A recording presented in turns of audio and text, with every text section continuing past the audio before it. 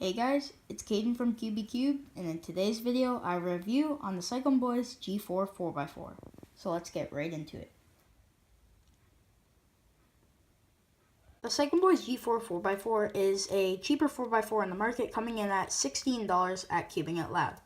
The side length of this 4x4 is a little bit less than a standard 4x4. As you can see here, this is my Weisu, which was my old main until I got this. This was just a little too sluggish for me. This 4x4 will be having 4 categories for it. The speed category, design flaw category, design advantages category, and the corner cutting category.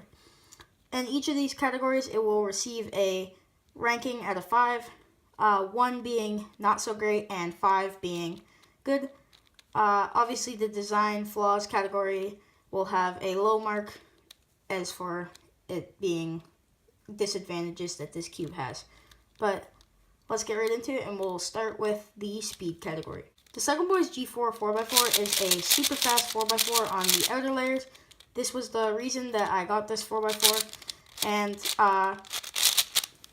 it was the reason that I switched to it as my main. I did have a close competitor to it, which was a Yusu R, but this is a full-size 4x4.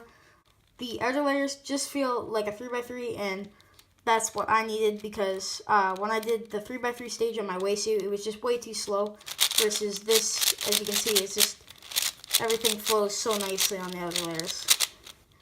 Inner layers are also very, very fast.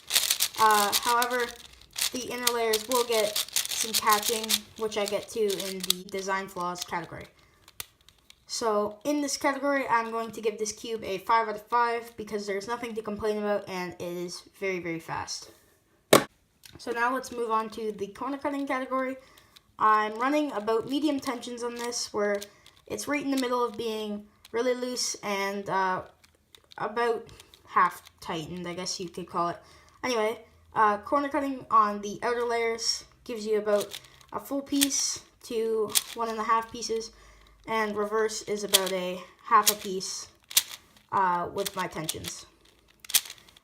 Inner layers are also not too bad.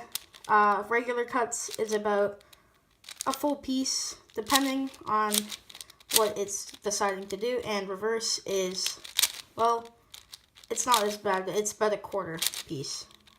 So in this category, I will give this cube a 4 out of 5 rating because I think they could still give it a little bit more corner cutting on some of the inner layers. But other than that, yeah.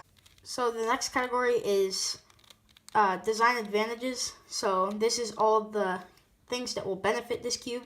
So number 1 is that these stickers do not chip. So that is a huge benefit because I know when you have stickers that chip on the cube, that can be very annoying, and then you also may have stickers peeling because of it. I have had no sticker chips, and it's pretty good so far. Another design advantage is that they have used a plastic that seems to glide very, very nicely. As you can see, it just feels exactly like you're turning a 3x3. The plastic is like a very light and smooth plastic, so it gives it a very buttery feel, which is very nice during solves. And the last design advantage, I guess, would have to be that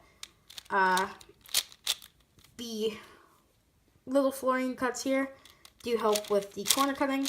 I have a feeling if I had run this on looser tensions, the corner cutting would be even better. And the final category is design flaws. So this is things that they could have worked on to make this a better puzzle. Also, it does get a 4 out of 5 in the last category as well.